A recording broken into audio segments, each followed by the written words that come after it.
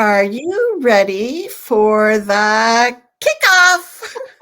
Because Dr. Paula Kluth has this wonderful co-teaching event that is happening in August and September.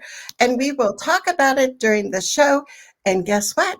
Paula is giving away a registration to her CoTeaching Kickoff. So I'm representing the Pittsburgh Steelers. And then the other corner is Dr. Paula Kluth. And Paula, could that be a Green Bay shirt? It is Green Bay. And I was just saying, we didn't try for this, but this is a very classic NFL matchup, like Pittsburgh and Green Bay, like very old teams. So I like if your special interest is football, this could also appeal to you, even if you don't care about co-teaching. That's right. Interest to you. And listen, there's not many people that could get me to put on my eye block just in the middle of a Thursday, but you definitely could get me to do that. Well, I am so glad that we have people with us today because we are going to be debunking some common myths that you might hear about co-teaching. And we also, like I said, Paula is going to be giving away one registration to her co-teaching event, which happens next month in August. So you want to stick around. What we usually do is pick some lucky person from the audience who has made comments. So the trick is the more comments you make, the greater chance you have of winning one of those seats to her CoTeaching Kickoff. So if you are new to the show, I am Charmaine Tanner. I am an advocate who helps parents get that inclusive education that their child deserves without feeling so alone and overwhelmed. And I do that with these weekly Facebook Live shows and also working one-on-one with parents. And I help them go from A to Z. So all the way from learning about assessments to being with you on those Zoom IEP meetings. And I am thrilled because Paula Kluth is with us today. We're going to have to do like Saturday Night Live, and you have a special jacket for how many times you've been on the show. And you guys know Paula. I love that idea. Yeah, how many times I got to co-host. That's right. And I want to win. That is true. But I love what I love about what you do you could get me to do anything. I love your passion for inclusion and all the support that you provide. But I think it's such a rare, and I know folks in the chat, you agree with me too, that it's so rare for families to have a resource around inclusion that speaks to them directly. So, even though co-teaching is one of those topics where we often think about it as very centered on the professionals, we are going to try to, give it a little bit of a spin so that we also have a little bit of a tip or two for families and how they can think about this work, as well as, of course, quite a lot for those that are watching that are professionals. Oh, exactly. So thank you. And I already see MC from Massachusetts and Julie and Kathy. So we have lots of wonderful people with us. If you haven't seen the co-teaching book that Paula Kluth and Julie Costin wrote, this is an excellent resource. It was written mainly for educators, but parents can pick up a lot of tips in here also. And then the other book that is one of Paula's more recent ones, All In, has a lot of good information in here about communicating with educators at homeschool communication. And it was written about virtual education when we were going through those COVID days, but it's tips that still apply today. So these are a couple books that I hope that you will pick up as resources, or I've had some families buy the book and give it to their teacher as a beginning of the year present. So that might be something that you want to do too. Paula and I will be talking today, and I was going to show you the 3 myths that we're going to be debunking today is One says, um, it's for some students, but not all. Or there's another Really myth. common. That's really common. Yes, and I have to look at it. You can't co-teach if you're not the designated teacher. That's a myth. Myth, big myth. And co-teaching is just for adults. That's right. And not only just for adults, but you can guess that we want to talk about students in these roles, and also about some of the adults that we don't think about, we don't consider when we talk about co-teaching. Maybe you all do that are watching, but maybe we're not doing that enough, I guess is what I'm trying to say. Yes. So we're going to kick off our show. So as we're going through, type in your comments, your questions, and we will make sure we will circle back to those. So Paula, do you want to start us off? I would love to. So this is a little title slide to orient all of you in. We're going to talk a little bit more about the CoTeaching event as we go through, but there's you can see sort of that icon there, that imagery there. The event that Charmaine was referencing is running both through August and September, and it's asynchronous, so you can grab those sessions anytime during those 2 months. One of the things that I wanted to just say right off the bat is that whether or not you're accessing that material, that today is sort of separate from that in a sense. It might help you to give you a taste or an idea of if you'd like to learn more. But we wrote this sort of talk as a freestanding support, right, Charmaine? Yes. And one of the things I really wanted to do was to actually formally model and co-teach with Charmaine, which I never get to do formally when I'm on the program. So you can see both of our names there on that title slide. That was on purpose to share that not only is Charmaine hosting today, but that she is also my co-teaching partner. And that's because she's also participating in my Inclusion Rules Co-Teaching Kickoff event. So she's here, she's there, and just say you're everywhere. I know. We're having fun, right? There we are. Yes. And I will give a little nod to, you showed the book with Julie Costin, who's got another big event going right now. So that's why I'm kind of shepherding this event with some other partners. But I want to give a good shout out to Julie because a lot of the ideas that we'll be featuring are from the book, 30 Days to the Co-Talk Classroom. So thank you, Julie. Yes, yes, yes. And here you can go, and I can also put this up as a banner. If you go to Paula's new website, if you haven't seen it yet, it is so fun, Inclusion Rules, and you can find lots of resources there. Oops, wrong one. And also you'll be able to sign up for the August and September event at her website. So be sure to check that out. Or just think what we're doing here and use this as a little taste. For some of you, this may be, you don't need much more than this, but, for those that might need it, it exists. But we thought we would do something a little bit different than what we're actually doing in the event. So in the event, the two of us together are doing a session called Co-Teaching and What Every Parent Should Know. But we wanted to do something a little broader for the live session today. And so there's some intersections here for sure.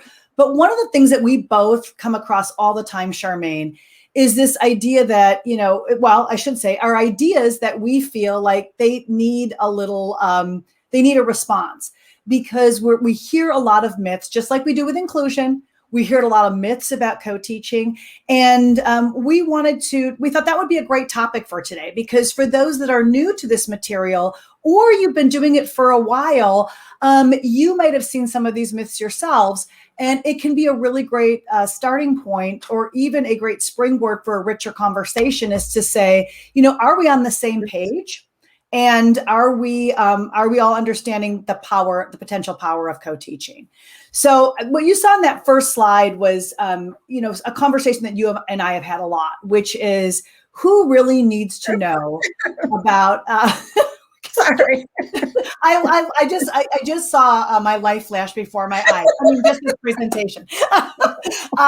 What we need, who needs to know about the what's and how's of co-teaching? And when we were planning, this kept coming up. Like, well, this audience needs to know the myths. This audience needs to know the myths. Who needs to know beyond the myths? Who needs to know what co-teaching is, what it isn't, the hows?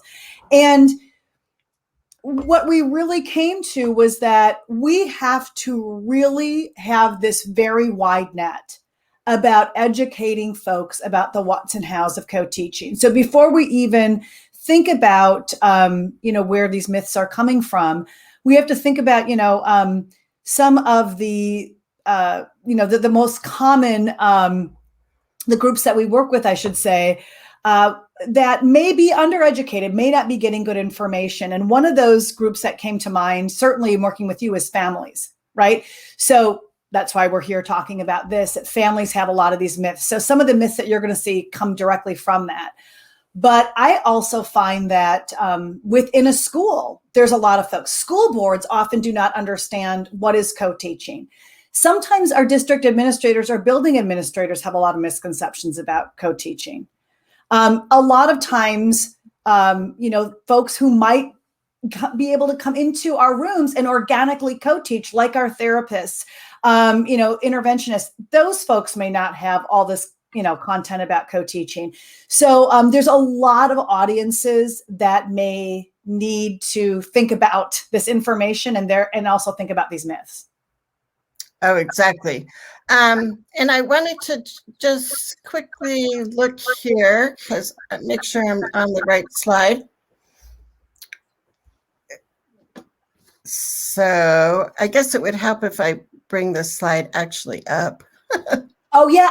And then thank you for this. I wanted to say that one of those groups that we need to, that oftentimes has misinformation, and I'm seeing some of this reflected in the chat a little bit of people agreeing, is that teachers may have a lot of myths about co-teaching. I can't tell you how many times I will go in and do some kind of support work and folks will say, thank you for clearing that up. I didn't realize that these other stakeholders might be involved in co-teaching, or I didn't understand that we could, have a more full-fledged co-teaching model with our therapists, or that I wasn't thinking about all these benefits of co-teaching, or that it was important to share. So don't assume that even those that have been co-teaching for years, those folks may need clarification and some of this deeper dive as well. And as Paula and I were talking and developing our little workshop today, we were also thinking about, should we talk about the elephant in the room? Oh, it's so cute.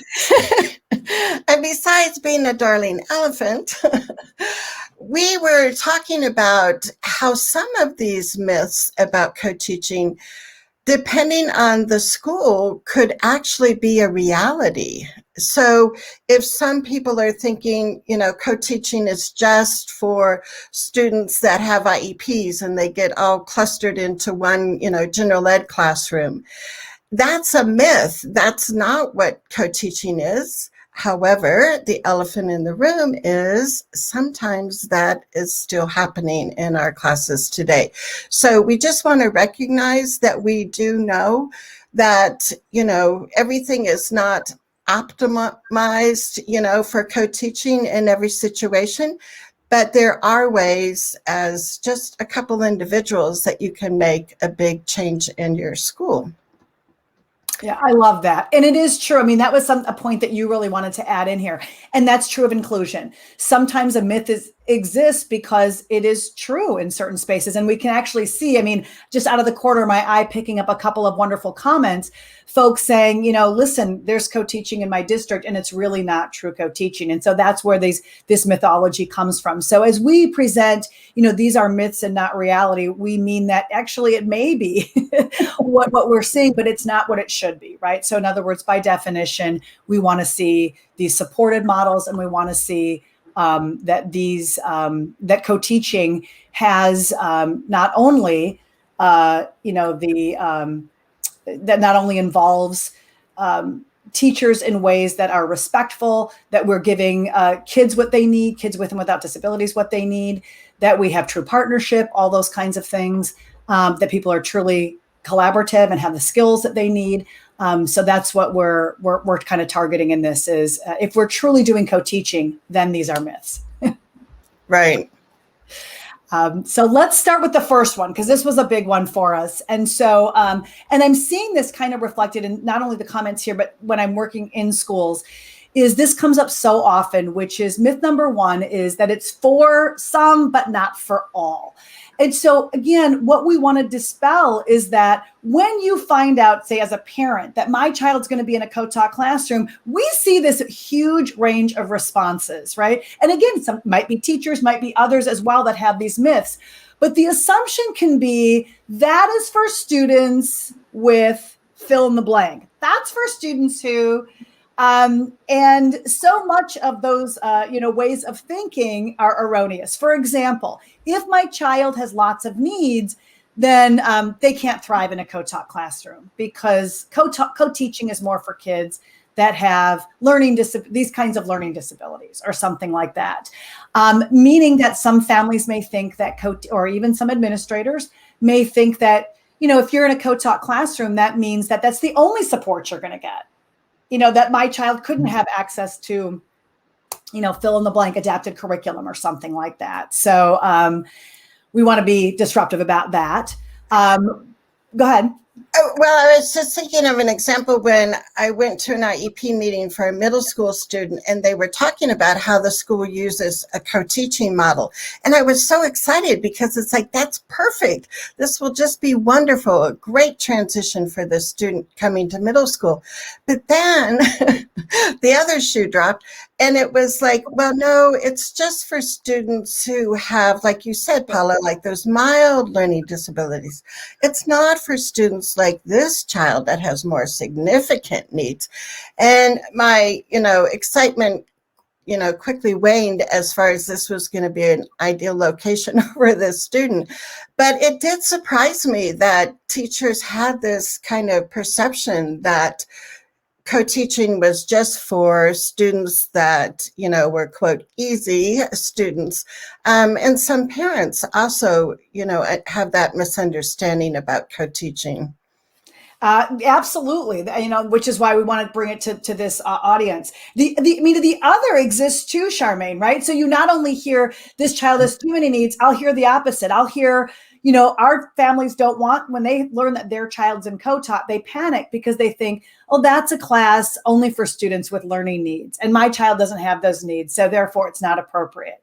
We want to be really disruptive about that. We want to really lean into sharing all of the benefits of co-taught classrooms. For example, I saw somewhere on there that my friend Cece is here.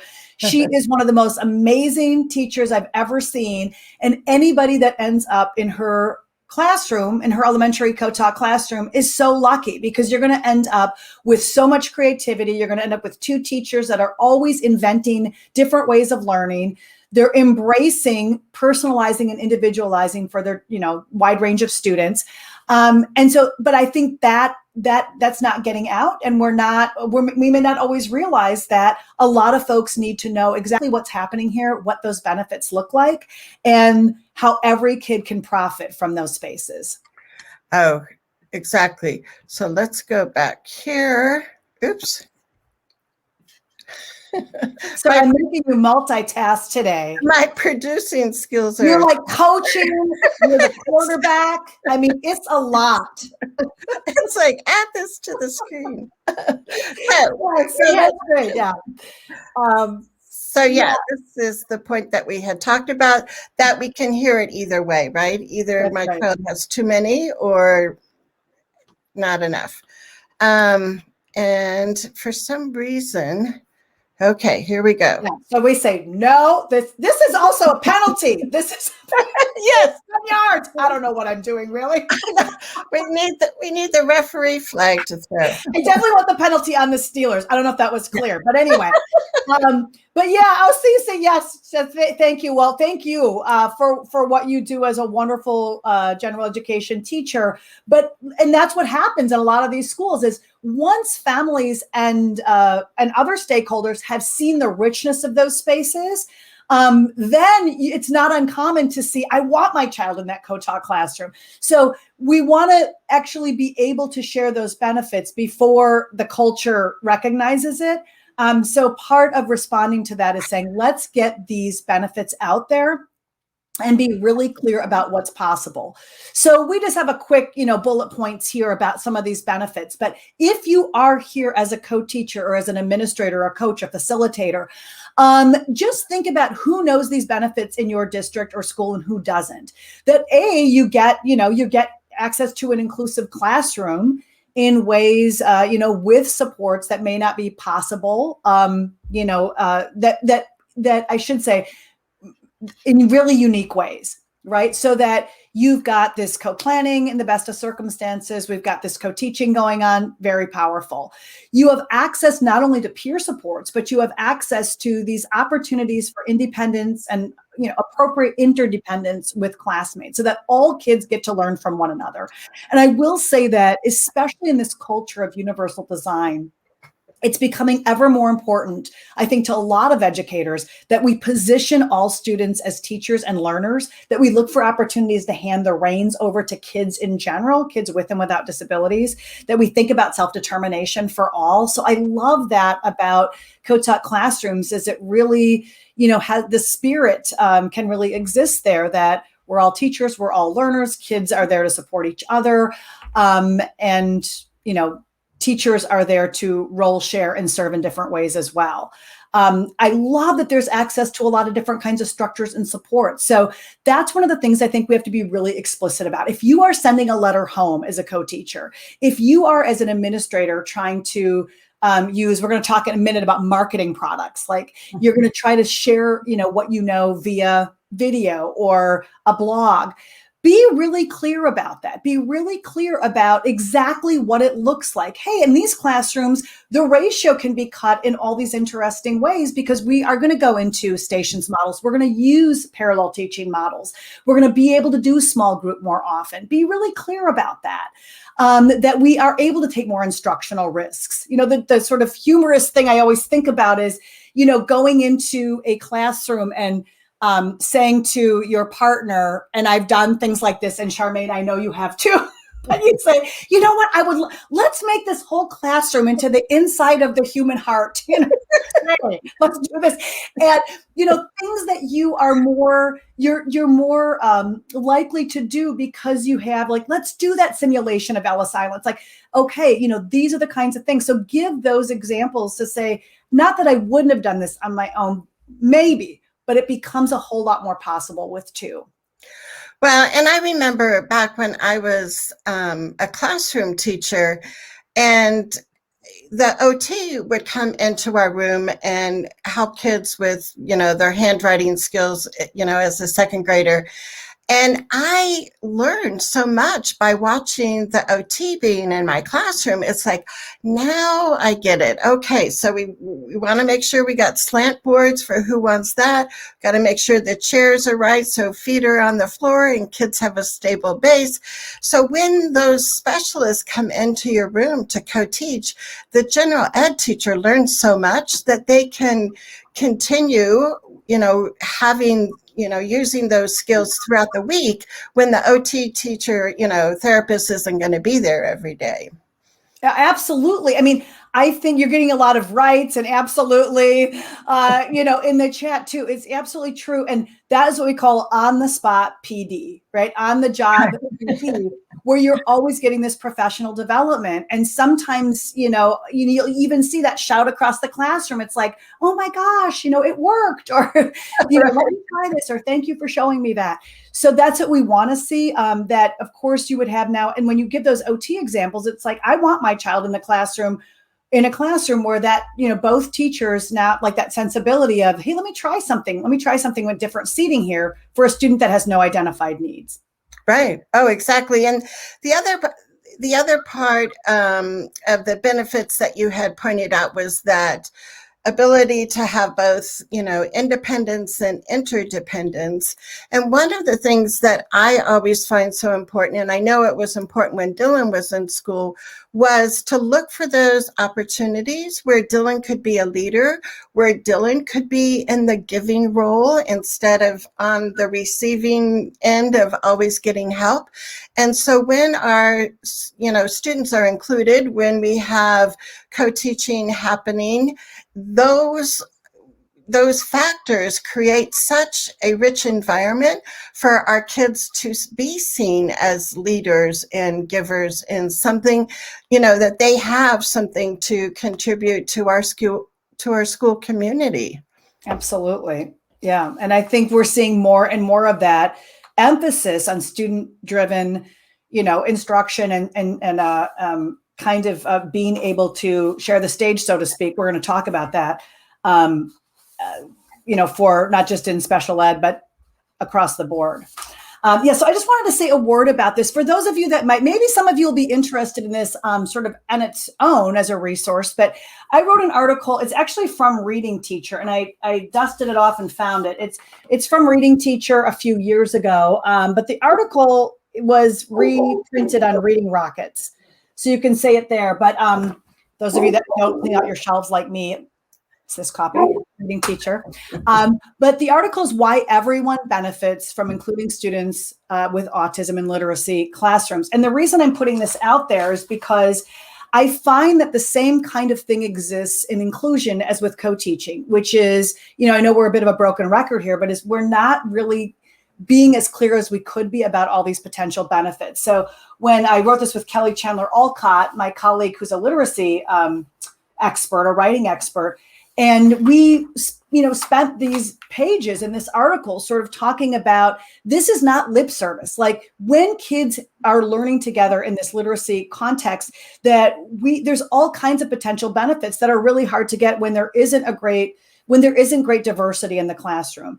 So there's expanded concepts of literacy in an inclusive classroom, that students may learn about all these expressive options. And we wrote this before UDL was, quite as popular as it is now, but the idea that there are multiple kinds of representation that are sanctioned and helpful, and that we should be able to express ourselves with these kinds of technologies, and that that literacy can be dynamic, and that I can learn from the perspectives of others. If everyone in my classroom has the same experience, it's really hard to understand, even if we're just doing a read aloud and talking about these different kinds of voices. So anyway, that reminded me of this conversation, that it isn't just sort of this nice way of saying, isn't it great if we bring kids together, that there are some real benefits here that are not impossible to get otherwise, but are much harder to get without it. And so I wanted to just include that. And those of you that might be interested in learning more about that could take a peek there. But the last thing we'll say about this is that you don't have to go and write an article for Reading Rockets or anything like that to share benefits. You don't have to go and write anything, but look for ways to keep those benefits really in front of your audiences. So one of this example that we wanted to end with was that my kids' district is District 97, Oak Park, Illinois. And I just am big fans of what's been happening in this district with inclusion. And one of the ways that this district really helped to put those benefits in front of folks, especially as it relates to co-teaching, was that they used, we're calling it Mad Men, we're calling it Don Draper, Mad Men techniques, but they advertised in a sense. They created a video, and I wanted to share with you that if you want to see this video, you can go to District 97. You can see the search I did on YouTube. It's District 97, Oak Park Co-Teaching. And District 97 has its own YouTube channel that many districts do. But I just love this short video. They really do a great job of outlining what is co-teaching, what are the benefits, who benefits. They interview students. I mean, it's very short. They interview teachers. At the end of that, you would want to have your child in these co-taught classrooms. I mean, I certainly did, and actually did have a child in one of those co-taughts at the time. You can go back one slide, Charmaine. I just want to show that resulted in them getting in the newspaper, our little newspaper, little village here, but in the Wednesday Journal here. So now there was a write-up, and it highlighted the benefits. So as a teacher, this is not a small thing. As a teacher, I used to call the paper. So in one of the little towns I taught in, there was one guy with a camera, and I would just call, if we were doing something that I thought could get us on the front page, which was almost anything, I would say, we're planting flowers today or something. Sure. And then he would come over, and you would just see this diverse group of kids together doing service learning. But I just wanted people in the community, the school board, administrators, other stakeholders, to keep seeing this inclusive school over and over again on their kitchen table, especially when it was not as electronic back then. But this idea, it's not a small idea, this notion of how can you export these benefits and think about what this looks like. So would you talk about Don Draper, please, Charmaine? Well, yeah, we both are fans of Don Draper, and we just thought you needed a commercial message for eye candy. So he was the perfect one. But what I think is we need to kind of go back to maybe those Mad Men days of advertising and look at how we can use all the media that's available to us now. Like Paula was explaining, the YouTube video that the district made, how the newspaper picked up the article. Use the media that you have and that people, use in your community to tell the story of what's happening and what are the possibilities that can be happening in all your schools. So be like Don Draper.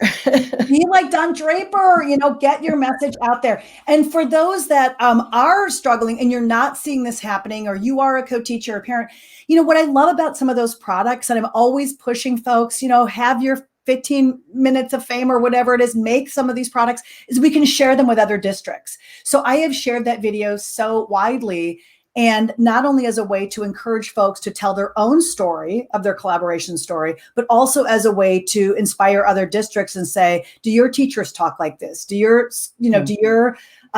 families embrace this, what's happening here, if they had these kinds of partnerships? So it serves in more than one way. Oh, exactly. And here's our myth number 2, that you can only co-teach if you are that designated co-teacher. And this may be happening, this may be a reality in your district, but hopefully we can move past that. There are so many people and so many relationships and connections that we can make and bring into the classroom to have that peer helping us to bounce ideas off of each other. But Paula, talk about some of the specifics you were looking at for this myth. Yeah, so this is, Charmaine and I were talking, and I'm sure for any of you that are educators, and even parents may know about this, I think there are probably more like co-teaching moments happening in schools that are sort of unsanctioned than those that are sanctioned, if that makes any sense. In other words, I won't say it's rare to find a school or a district that sort of wholeheartedly embraced co-teaching and sort of talks about that as a model, as part of their identity. But there are so many teachers, like, we're both friends and we've had coffee together, and let's talk about, could we try this one thing? And they are organically growing up these models in small ways. So I thought I would tell a little story from my own teaching, and it involves me getting to the helm of the classroom for one of the first times. So those of you that don't know me, my background is in what we would call, significant disability or complex support needs today. But back in the day, severe and profound, that was my certification.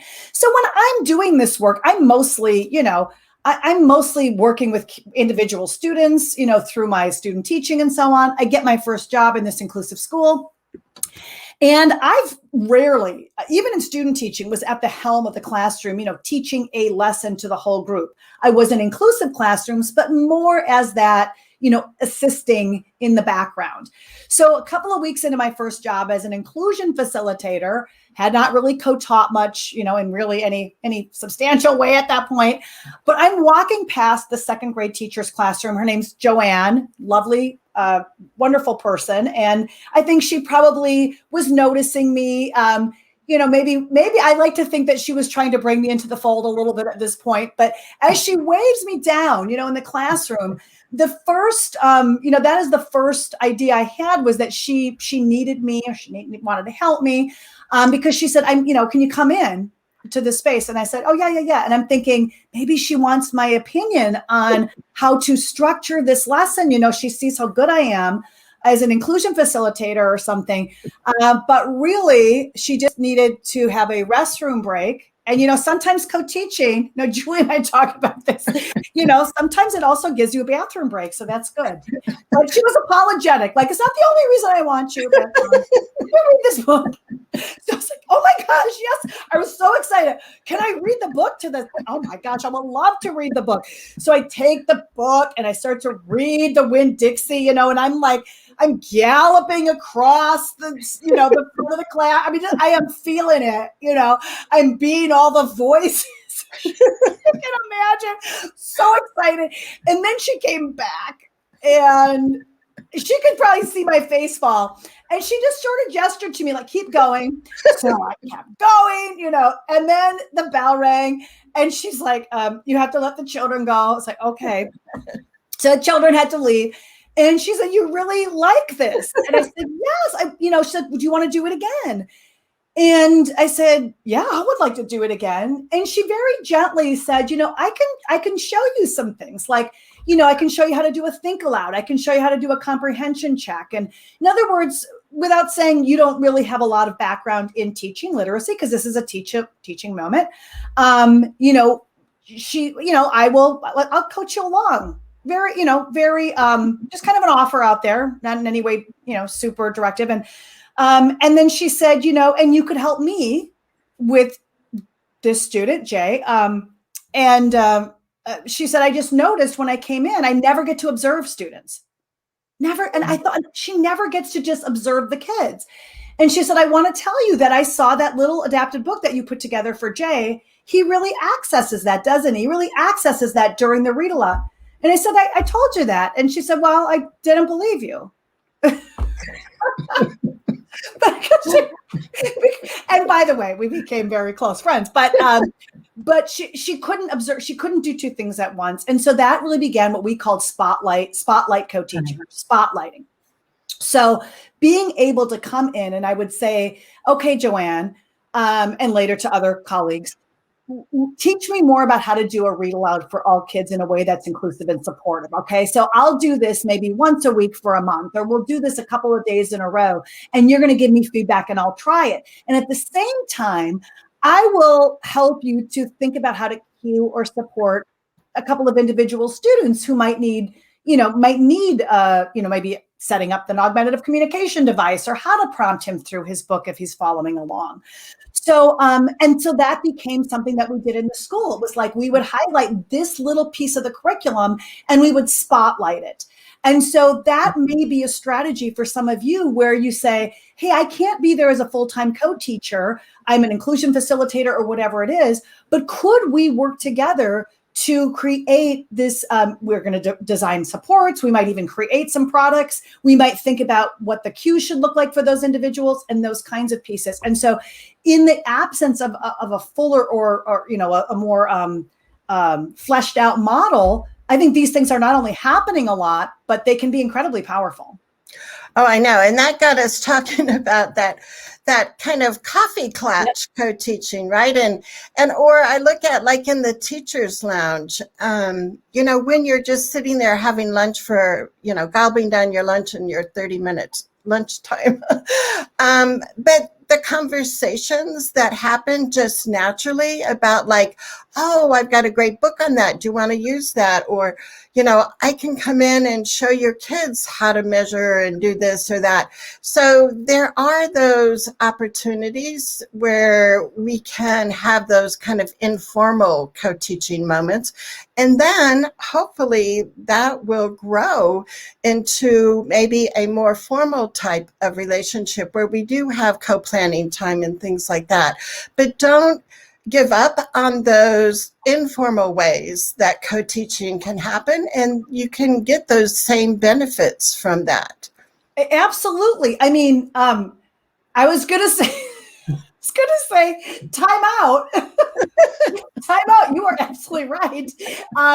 You know, before you think to yourself, this can't happen.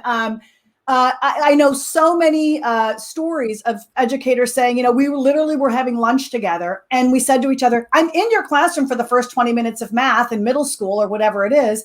I'm not there for the whole time, but what could we do in 20 minutes? And I always talk in my co-teaching work about planning in patterns. Super important that we're planning in patterns. And so what that means, sorry, I'm getting an error message. Don't panic, but I just want to make sure my cord is it plugged in.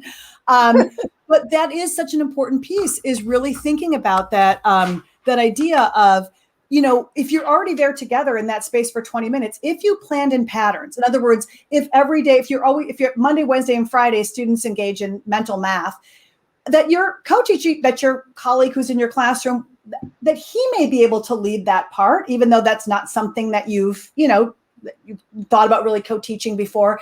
And that on occasion, you maybe even be able to have a very quick parallel teaching model, maybe on Fridays where students get into some kind of a discussion about the language of mathematics or something like that. So even if it's not on the regular, if you have some regular time together, start to explore how could we begin? What could this look like? Oh, exactly. And there are so many other tips. I want to show your book again that Paula wrote with Julie Costin, 30 Days to the Co-Taught Classroom. And this is just packed with valuable information and just so much good examples of how you can really get up and going. And it doesn't take like a full year of planning. We're going to go to a co-teaching model. So I encourage people to check out that book because that really can be a valuable tool for you. And we also had this other example, Paula. Yes. Well, I'll just very quickly say, I mean, this is more about roles and responsibilities, but I'm going to just hold on one second. I feel like, oh, there we go. I feel like, this isn't setting up, is just, part of all of this in sort of attacking this myth, if you will, is really thinking about a shared framework and even roles and responsibilities. So I always say, if you want to start those conversations with folks, it can look from a general ed point of view, it might start with a discussion about, what can I learn from this person who's in my classroom, and teach me more, or tell me more about the needs of this individual. And I thought that when I was a teacher, I had such a wonderful staff. I had such a wonderful support staff that, and so many teachers that I worked with that were so great and trying so hard and doing so much for students. And it was just one day in the lounge, I heard one of them talking about, their writing workshop and how it had gone so far and what goals they were working on. And I had this reflective moment where I thought, here she has adopted all these new competencies, and I don't know what she's talking about. I'm in there for writer's workshop, but I have not started thinking about so even though I'm not going to full-time co-teach, I'm not going to be there for these big bulk of time, I could know more about this. And I could ask her, what are some questions I can ask students as I'm, eavesdropping on their work, or as, what can I grab a clipboard and just take some informal data, that we could sort of work more on that informal role sharing. So that's sort of that, some of those steps that I started taking even when I wasn't co-teaching. So I said, if she's going to get excited about learning about Bob or autism or something, then I'm going to get excited about Greek and Latin roots. You know what I'm saying? So since I have totally fair. Greek and Latin roots, and I did. And our third myth is it's just for classroom teachers. And I know there's been a lot of conversation in the chat about using paraeducators. I think will probably be one of the most common models, right? If there's a para, hopefully assigned to the classroom, not assigned to your child, that the para sometimes is going to be a co-teacher. But we also have quite a few other examples of people that can be in the classroom with the general ed teachers. So Paula, do you want to share this story? Yeah, this is just a quick image of a student. I have a little film project that I did where I was capturing these images of inclusive schools. And this is a student named Gage with his wonderful science teacher. And one of the things I thought his teacher always did so beautifully was she would pull students forward to co-teach in these small moments. And while I always am careful to say we understand this isn't a full-fledged co-teaching model with co-planning in the ways that we would talk about it with 2 certified teachers, I do think it's helpful because we can wring so much out of these collaborative partnerships that, we don't want to forget that even our learners may be potential partners, that students can be positioned at a station and that they can actually teach many lessons at a station. I was in one classroom where during parallel structures, occasionally when a co-teacher wasn't available for that period, because again, it was more of an inclusion facilitator, sometimes there, sometimes not, they might still use a parallel model, but those 7th graders might be the ones in charge of, in these cases, not directing and teaching an entire lesson, but running a discussion. Or students might be sharing products or something like that. So that we just think it's important that we are aware that that there's a lot of permutations of what good collaboration can look like, even if you're not right there planted in this language and in this, this has not been adopted in a formal way. Can you bloom where you're planted, I guess, is one way of saying it. And I think about Christy Casa, who's a professor at the University of Colorado at Colorado Springs, and how Christy has students co-teach with her at the university level. So this is not just a model that you can use preschool through 12, but this is also a model that a lot of universities are embracing, which is great, right? Especially for people going into the teaching field to see that you can have disabled students as a co-teacher at a university level, and you can do that in the classroom. I know when I started teaching, co-teaching with Nancy Gallant, a Title I math teacher in our building, and one of the things that Nancy and I loved to do was, when we were doing the math, is to have a student come up and explain how they solved that math problem. And it was always so intriguing to me to listen to how kids explained it. And then somebody else would say, well, you know what I did, and they would get up in the front and they would be the teacher for a few minutes and talk about how they solved the problem. And what I loved is not only did that give students the opportunity to be in that teaching role, but also for kids to see there are many different ways we can solve problems here. And by having the students share that instead of always coming from the adults in the room, I think is so beneficial. So Charmaine, not to interrupt you, but of course, being live, I am having a little tech problem here. So my cord is dying. So I'm going to let you go to that next slide while I try to fix it. Okay, that is perfect. Don't worry about me. And this is the benefit of co-teaching too. When you have something blow up, it's like, I need to work with this, and now the co-teacher is going to take over. Right. So one of the things that we wanted to make sure that you know about is what we had talked about at the beginning of the program, is that there is this wonderful CoTeaching Kickoff that is starting in August, and you'll have access to all the videos through September. And some of the things that there are a variety of presenters and, workshops that you can, will be virtual so that you can listen to at any time. But some of the topics that we'll be focused on are different co-teaching structures. And we've talked about that a little bit here, like the parallel teaching, the station teaching, the one teach, one assist.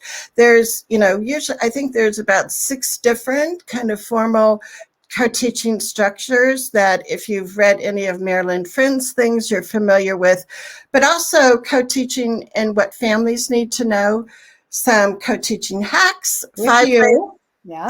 5 ways to have fun in the co-taught classroom. And I think for sure we would know that Paula would be having fun in that classroom that's all the inside of the human heart, right? That's right, of course. And it's like saying to your co-teaching partner, let's dress up like football players. And, and your co-teaching partner says, that sounds awesome. That sounds awesome. I would say, often it sounds awesome.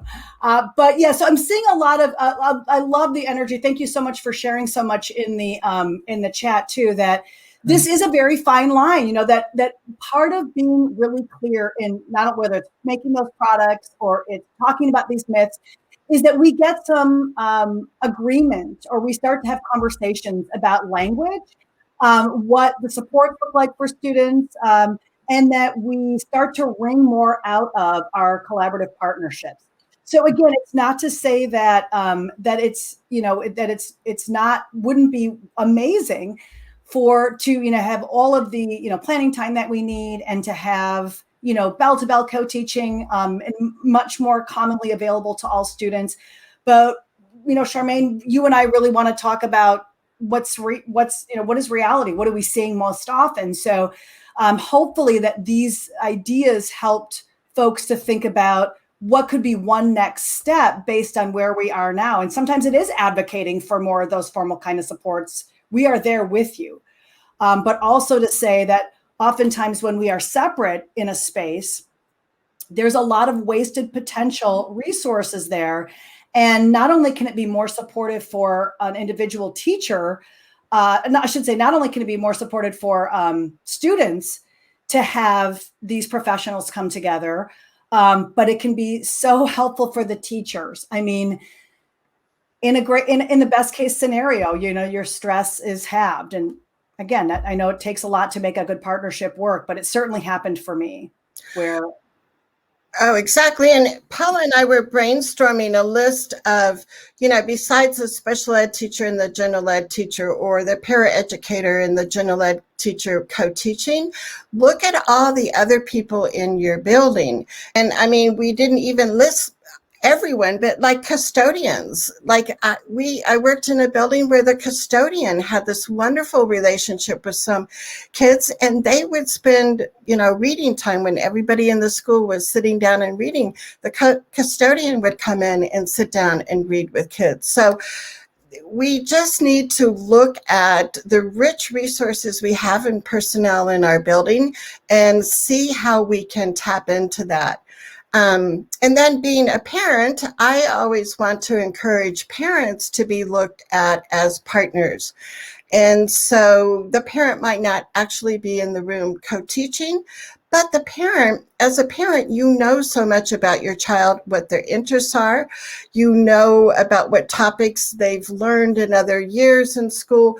So, I think about when Dylan was in 6th grade and he was going to do a unit on Egypt. And I was like, Dylan loves Egypt. He loves to talk about mummies and pyramids, and he'll talk about how you can mummify a cat. And it was like, but it was like, as a parent, share that prior knowledge that your child has about different units and topics that are coming up in the classroom, so the teachers can pull that out of your child and elicit that conversation when they're, studying different topics. Absolutely. And, when you start to have those conversations about what is possible for folks in all these different roles, I think, that's where you start to get these, you get more inventive, right? So keep that conversation going. You just reminded me, talking about expertise and your stories, is that we had a vision itinerant years ago. Her name is Debbie, and she used to come in and she would say, where in the year does it make, could I come in and do teaching? And I remember we did, the census, we were teaching about the census, and that Debbie came in and she was running centers for that. And just the idea that even if somebody isn't, you talked about having, your library personnel, or your custodian rather was the example. And I was in a high school classroom where they used social studies centers a lot. And so they they regularly had one of those stations, which was a station or a center where students would interview an expert in a sense. And so they might bring in somebody with a life experience. They might bring in the, librarians to talk about annotation, or to introduce, hey, what are students reading? What do you want, books for the summer? Right. So again, these are different versions of collaboration than a pure co-teaching model, but it can be, we don't want to ignore them simply because there is a lot of emphasis on co-teaching and what it looks like to have, two teachers in the classroom for big swaths of time. And we just didn't want folks to leave and think, if I don't have that, there's nowhere to go. Right. And I remember our assistant superintendent just loved to be able to come back in classrooms and do, observations, read a story to kids. But one time the district was using this junior achievement curriculum to help kids, learn about economy, working together and such. And so for I can't remember if it was 4 to 6 weeks, but the assistant superintendent would come to my classroom and we would co-teach this junior achievement curriculum to the students and do, small group activities and such. And it was like a wonderful opportunity for her to get back in the classroom. So extend invitations. Ask your director of special ed, would you love to come down and, maybe the next couple of Fridays help with these science experiments? Invite people into your room and then give them a role that they can play so they can be in there, learning and, interacting with your kids. Yeah, I will just say one more thing, because I know I'm talking a lot, but I will say one more thing. And that is, you bring up this great point that if you are not seeing the kind of collaboration that you want to see, and that includes co-teaching that might be more organic in nature, is it that the person is not willing, or do they not feel, so to speak, invited? Do they not know that that's a possibility? And that can be true, again, going back to that math example, somebody that's in a classroom for, if it's just 20 minutes, even if it's 3 times a week, that maybe it's not a lack of willingness, but I didn't even know you'd be open to that. And it might be a lack of skill as well. So as you said, ask the question. You could ask for training as well. I mean, those kinds of things. But think about what would be your next step, because when we've got those, that potential of bringing, more than one voice and set of skills together, we have seen what happens when we bring together those areas of expertise. Oh, truly, truly, truly. So Paula, do you want to say anything else? And we also want to make sure we have time for the drawing of somebody who gets a free registration. Well, I would just say this. If you are somebody, there's a lot of, questions and comments about what is co-teaching. If you're somebody that, there's some of this you'd like folks to hear, well, they can hear it. This is going to be available. As you know, Charmaine keeps up our Facebook Lives. They live on Visions and Voices together. So you can share this with somebody, say, hey, at 5 minutes, whatever, 21 seconds, I don't know what's there, but this is a really important point that we should be considering. Maybe you'd like your district to be able to be more clear about some of those benefits. Maybe you're interested. Maybe this is your soft way of inviting someone to collaborate with you this year. So use this actual episode as a tool. And, because this may be all you need. If you are looking for more, please feel free to join me it's August and September, 2 months. It's going to be up, all these asynchronous lessons. So watch on your own time in your pajamas, or you can watch at school with a partner, of course. But this is just a smattering of these sessions. There's over, I think at this point, 11 sessions. But co-teaching structures, what families should know, co-teaching planning, hacks, having fun in co-taught classrooms. I've got a bunch of different co-teaching partners, including Charmaine Tanner. Not everybody is as outfitted as we are, but you know, you can't have it all. Yeah. So if you have, maybe one of the ways that you can get your district involved is maybe send them the link and just say, hey, this is a way to get more information. And what's nice about it being up for so long is they can join, they can just have one person join and see if it's appropriate, and then bring more folks on if it's something that they feel would be helpful. Yeah, so if you go to Paula's new website, inclusionrules.com, right on the front page will be the place where you can register for the event. This is the, actual link. I can put this in the chat. I also wanted to remind people that tomorrow morning, if you're on my email list, you'll get show notes from today's show with it all summarized, the key takeaways and resources that we've suggested. So if you're not, currently getting my weekly emails, just send me a private message with your email address, and that will be coming out tomorrow morning with some more resources for you. Paula, do you want to, what I do is my scientific way of picking the winner is I close my eyes and I scroll through, and Paula will give me a stop, and then I love this. Is so like Price is Right or something. Okay. All right. Bob Barker. Okay. Here's Bob Barker. And listen, we want to thank, we know we couldn't get through every kind of question and issue, but I always do go back to Visions and Voices and try to answer some of these, questions and comments and things like that. So we'll do our best to respond to some of those, but thank you for joining us. And we really appreciate the energy that you're giving to this just by coming in a summer afternoon, to Yes. learn a little bit more about collaboration. All right. Yes. So are you ready, Charmaine? So I'm closing my eyes and I'm scrolling. I know, drum roll. I don't have a drum roll, but I have a pom-pom roll, but I okay, ready? And stop.